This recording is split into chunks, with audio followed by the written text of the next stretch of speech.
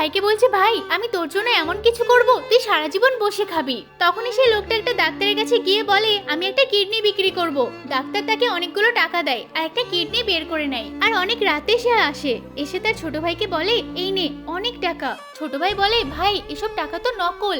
এটা শুনে বড় ভাইয়ের অবস্থা খুব খারাপ হয়ে যায় আর সে মাটিতে নুটিয়ে পড়ে আর বলে, ভাই আমার আর ক্ষমতা নেই বোতল কুড়াতে যাওয়ার, তুই চলে যা আজকে। ছোট ভাইও তার মতো বোতল কুড়াতে চলে যায়। এদিকে লোকটা একদমই উঠতে পারে না, তার তো একটা কিডনি বের করে নিয়েছে। এইভাবেই তার ছোট ভাইটা প্রতিদিন বোতল কুড়াতে যায়। একদিন যেতে যেতে তার বন্ধু বলে, এই তোর ভাই তো খুব বড় বড় ডায়লগ মেরেছিল, তোকে নাকি সারা জীবন বসিয়ে খাওয়াবে, এখন তো দেখছি সেই বসে বসে খাচ্ছে। এই কথাটা শুনে ছেলেটার ভীষণ রাগ হয়। তারপর তার ভাইকে গিয়ে বলে, তোমার লজ্জা করে না তুমি বসে বসে খাচ্ছ?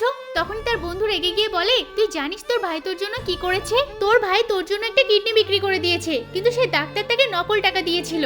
এসব শুনে ছোট ভাইয়ের কষ্ট হয় আর একদিন ডাক্তারকে ধরে তার পেট থেকে কিডনি বের করে নেয় আর সেই কিডনি গিয়ে তার ভাইয়ের পেটে লাগিয়ে দেয়। এখন তার ভাই আস্তে আস্তে সুস্থ হচ্ছে আর তার শরীরে শক্তি ফিরে এসেছে আর সে এখন উঠে দাঁড়াতেও পারছে।